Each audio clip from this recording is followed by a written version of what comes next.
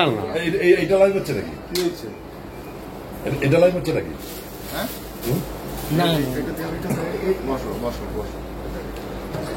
কি ব্যাপার?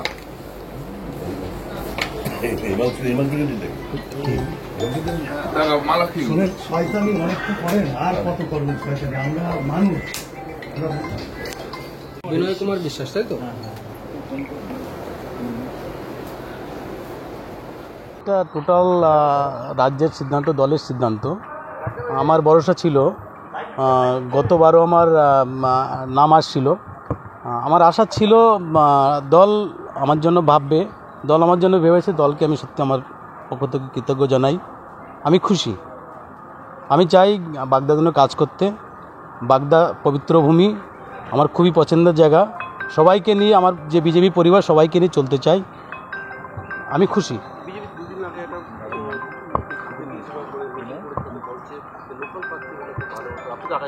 না, আমার পুরনো বাড়ি নাটাবাড়িও আছে, যেখানে আমার দাদা, বড়দা, মেজদা, শেষদা সবাই আছে।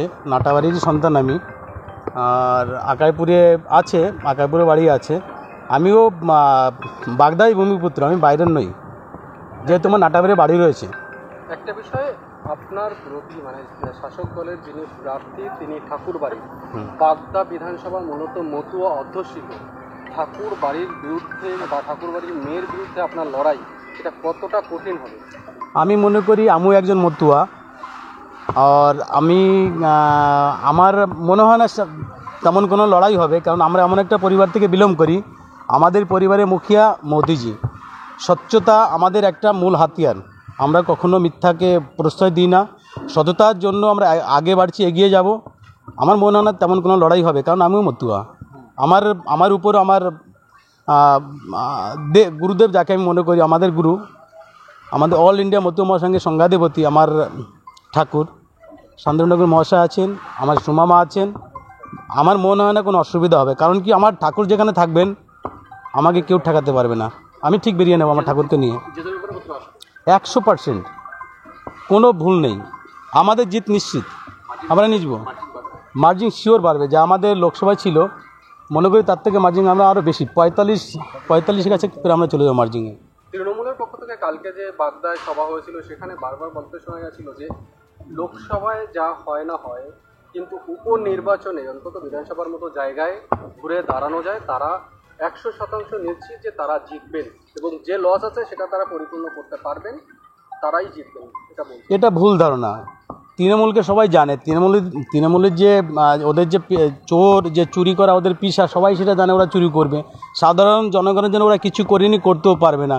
একমাত্র আমরাই করব। আমাদের ঠাকুরমশাই আছেন, ওনার নেতৃত্বে আমরা ঠিকই করব, কোনো অসুবিধা হবে না। ও নিয়ে আমরা চিন্তা করি না। কিসের ভিত্তিতে আপনি ভোট চাইবেন? বিকাশের, যে বাগদার বিকাশ উন্নয়নের যে ভিত্তিতে ভোট চাইব। বাগদাবাসীর জন্য ভোট চাইব, সিএর জন্য ভোট চাইব। এটা একদমই মিথ্যা কথা। সিএ যেটা, ওনাদের এই সিএর আন্ডারে আসতে হবে, ওনারাও ঠিক আসবে এখানে। তৃণমূল, তারপরে বামফ্রন্ট প্রার্থী ঘোষণার পর দেখতে হলো আপনারা প্রার্থী ঘোষণা করলেন বিনয় কুমার মজুমদার। এই বিনয় কুমার বিশ্বাসকে প্রার্থী করা হয়েছে বাগদা উপনির্বাচনে। তিনি আপনার সঙ্গে দেখা করতে এসেছেন। দল সিদ্ধান্ত নিয়েছে যে তাকে টিকিট দেবে, তো তাকে দিয়েছে। আমরা সকলে, দল যাকে টিকিট দেবে তার হয়ে আমরা ময়দানে নামবো, তাকে জেতানোর চেষ্টা করব। এটাই হচ্ছে আমাদের সিদ্ধান্ত। একটা বিষয় দেখা যাচ্ছে, বাগদায় কিছুদিন আগে বাগদার একটা অংশ তারা চাইছিল যে বাগদার কেউ প্রার্থী করছে। সকলে আমার কার্যকর্তা, সকলের একটা প্রত্যাশা বা আকাঙ্ক্ষা থাকে যে আমরা টিকিট পাব, কিন্তু সেখানে যদি 10 জন দাবিদার হয় বা 15 জন দাবিদার হয়, তো কাকে রেখে কাকে টিকিট দেবে সেটা তো দলই সিদ্ধান্ত করবে, আমরা তো সিদ্ধান্ত করব না। তো সেখানে দল যাকে ভালো বুঝেছে তাকে টিকিট দিয়েছে, তারই আমরা সবাই লড়ব। কারোর ব্যক্তিগত কোনো ক্ষোভ তো থাকতেই পারে যে টিকিট আমরা পাইনি, আমরা আমাদের দিলে ভালো হয়, সেগুলো থাকতে পারে। তাদের প্রতিও আমার সিম্প্যাথি রয়েছে, কারণ তারা আমার বড় কার্যকর্তা। এগুলোতে কোনো সমস্যা নেই, সবাই সম্মত হয়ে আমরা একসাথে নামবো ময়দানে। তৃণমূলের পক্ষ থেকে বাগদা উপনির্বাচনে যিনি প্রার্থী হয়েছেন তিনি আপনার বোন, এবং এইদিকে আপনার দলের কার্যকর্তা তিনি প্রার্থী হয়েছেন। এই নির্বাচনে আপনি কি মানে বোনের সঙ্গে আপনার কার্যকর্তার লড়াই, এটা কি বলবেন? বোন, মাসি, পিসি, ভাই ব্রাদার্স কোনো কিছু এগুলো ব্যাপার না। তৃণমূল কংগ্রেসের সাথে ভারতীয় জনতা পার্টির ফাইট। যে প্রার্থী হবে, যেখানেই প্রার্থী হবে তার সাথে ফাইট হবে। এখানে কোনো মানে কি বলে রিলেটেড কোনো সম্পর্কের কোনো ম্যাটার নেই। এটা তৃণমূল কংগ্রেস ভার্সেস বিজেপির ফাইট। সেখানে বিজেপিকে জয়লাভ করাতে হবে, এটা আমাদের টার্গেট। সেভাবে ময়দানে নেমেছিলাম, জিতেছি, আবারও ময়দানে নামবো, আশা করি জিতবো। মতুয়া ভক্তদের মধ্যে ঠাকুর বাড়ির প্রতি একটা সিম্পেথি রয়েছে। বাগদা বিধানসভা মতুয়া অধ্যুষিত, সেক্ষেত্রে ঠাকুর বাড়ির থেকে তৃণমূল প্রার্থী করে কি কোথাও প্লাস পয়েন্ট পাবে? সেটা সময় হলে দেখা যাবে। শান্তনু ঠাকুর ময়দানে নামার পরেই দেখা যাবে সিম্পেথি কোন দিকে যাবে, কোন দিকে থাকবে, কোন দিকে থাকবে না। শান্তনু ঠাকুর তার বোনের বিরুদ্ধে জোর কদমে প্রচার করবে। আমি আবার বলছি, ভারতীয় জনতা পার্টি ভার্সেস টিএমসির ফাইট। আমাকে ভারতীয় জনতা পার্টিকে জেতাতে হবে। আমার ক্যান্ডিডেট আমার পাশে বসে আছে, আমার পার্টি তাকে ডিক্লেয়ার করেছে অ্যাজ এ ক্যান্ডিডেট হিসেবে। তার হয়ে জোর কদমে ময়দানে নেমে তাকে জেতানোর জন্য ফাইট দেবো, দ্যাটস ইট। শেষ প্রশ্ন, যেহেতু বোন ভোটে দাঁড়িয়েছে তার উদ্দেশ্যে কি বলবে?